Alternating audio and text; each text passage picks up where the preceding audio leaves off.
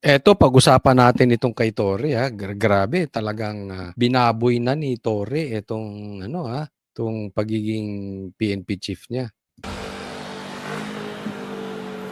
Jiggy, tiniyak ni PNP Chief Police General Jose Melencio Nartates Jr. na ipatutupad ang batas ng patas at walang pinapaboran. Kanina nga mismong si Pangulong Bongbong Marcos yung nanguna sa kanyang donning of rank at oath-taking ceremony sa Malacanang. Kasama niya Nartates yung kanyang buong pamilya nang tanggapin niya ang pinakamataas na ranggo sa hanay ng PNP.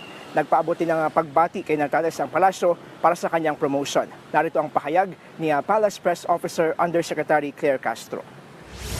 So naging ginawang PNP chief to si Nartates. Tapos may sakit pa si Bongbong Marcos. Pero pinilit niya siya mismo. Hindi natin alam kung baka matagal na yan. Basta pinilit niya, okay? Isipin mo, talagang tapos naging 4-star, di ba? So yan, ilantarang kabastusan kay Torre. Alam mo, Torre, ginago ka. Ikaw lang ang nauto para kidnapin si PRRD. Ikaw lang ang nauto nila para pasukin ng KOJC. Wala silang mauto. Kaya nga, hindi mo ba napapansin? Sa damin-dami, bakit ikaw ang nautusan ni Bongbong Marcos? Kasi uto-uto ka, Torre. Tapos ginawa kang PNP chief. Ilang araw lang tinanggal ka. Tapos binigyan ka ng posisyon para mag-resign ka para makuha nitong mamang ito yung 4-star. Kasi hindi pwedeng dalawang 4-star. Di ba? Ang clown mo, Torre. Hindi mo napapansin, ginagawa ka ng tanga. Meron ba kayong naging kaklase na ganyan? Or kagrupo? Or kaibigan na lagi nyo pinagtitripan? Yung parang tawagin namin before, yung kicker sa grupo. May ganyan lagi, may kicker. Hindi niya napapansin. Akala niya sikat siya. Pinagtitripan na siya. Bakit? Pal. Parang Torre. Pangalawa, iniinsulto na siya. Hindi pa rin nakakapuna. Alam mo yung mga taong ganyan, ba't di nakakapuna? Mukhang pera, mukhang pwesto, mukhang prestige. Tingnan mo,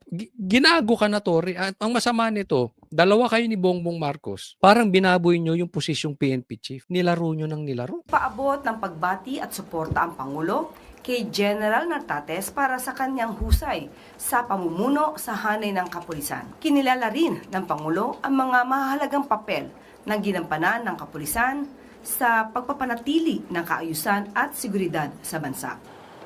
Sige, mula sa palasyo ay nagtungo dito sa Campo Crame si Nartates kung saan ginawaran siya ng arrival honors. Tradisyon niya ng PNP tuwing may mauupong bagong PNP chief. Nagbigay pugay sa kanya yung mga kasamahan niyang general at maging yung iba pang mga tauhan ng PNP mula sa iba't ibang units. Agosto pa noong nakarang taon nang hawakan niya yung liderato ng PNP. Pero hindi siya kaagad-agad na promote dahil nga hindi rin naman agad nagretiro yung pinalitan niya na siya dating PNP chief Nicolas Torre III. Binigyan ka ng posisyon para magretiro ka na, para maibigay na namin yung 4-star dito sa PNP chief. Di ba? Ang tanga mo, pakonsuelo bobo. Ikaw naman, para lang may posisyon ka, para may makakuha kang sahod, para maging relevant ka, tanggap ka lang. Binigyan ka ng pwesto, inalis kang for general, pinag-resign ka. Ang sarap mong pagtawanan, Torre. Tingnan mo, hindi lang yung mukha mo ang parang clown. Sa isang podcast noon, sinabi ni Pangulong Marcos na kaya niya sinibak si Torre dahil hindi rin niya nakasundo yung NAPOLCOM.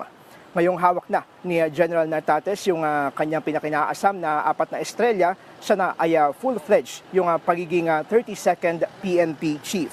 Sa kanyang talk to men kanina. Alam mo, hindi totoo yan. Kaya natanggal yan si Torre. Ang sabi dyan, nagkaroon sila ng away ni John Vic. Kaya nga sabi ko sa inyo, that is very dangerous. Bakit? Masyadong naging powerful itong Remulla Brothers. Saan ka nakakita? Wala akong maalala na ang sekretary, dalawa, magkapatid. Ngayon, ginawa ng ombudsman na ang ombudsman ay hindi dapat politiko. Kaya kung may sakit si Bongbong Marcos, hindi malayo na pag hindi makatrabaho si Bongbong, posibleng itong dalawang magkapatid, dalawa sila sa magti-take over. Hindi nila sasabihin. Posible yan. Or yung ibang sekretary. Pero hindi sila mawawalang dalawa. Delikado po yan. Kasi pipirma na lang ng pipirma. So, sino na ba ngayong may sakit at talagang maging malubhas si Bongbong Marcos? Aaminin ba nila? At sino hahawak ng Pilipinas? Kung Remulla, delikado. Kung Recto, puro tayo tax. Iginiit ni Nartates yung kahalagahan ng integridad sa kanilang hanay. Narito ang bahagi ng talumpati ni General Nartates. Forward na natin, wag na natin pakinggan yung talumpati niya. Nag-congratulate na ba si dating PNP Chief Torre na ngayon ay nasa MMDA na? Jiggy, sabi ni dating PNP Chief Torres, sa ngayon ay focus muna siya doon sa kanyang bagong tungkulin bilang General Manager ng MMDA. Sa kanyang panayam sa programang One Balita Pilipinas ng 1PH kanina ay sinabi niyang sa studio lang din niya nalaman na na-promote pala itong si General Nartates. Tumanggalin muna siya na magbigay ng anumang komento patungkol sa isyong ito. Kita mo, bastusan, di ba? Ngayon niya lang nalaman na na-promote na. Hindi ka man lang sinabihan. Grabe, no? Ganyan ang Marcos. Papakinabangan ka kasi mauuto ka. Pag nauto ka na, wala ka ng silbi, hindi man lang magpasabi sa'yo. Hindi lang naman niya ginawa kay Tory yan. Sa lahat po ng mga kaibigan niya na ginawa kay Sara, kay Singson, gawain talaga ni Marcos yan. Kaya lang, si Sara at saka si Singson nanindigan. Ito si Tory, uto pa rin.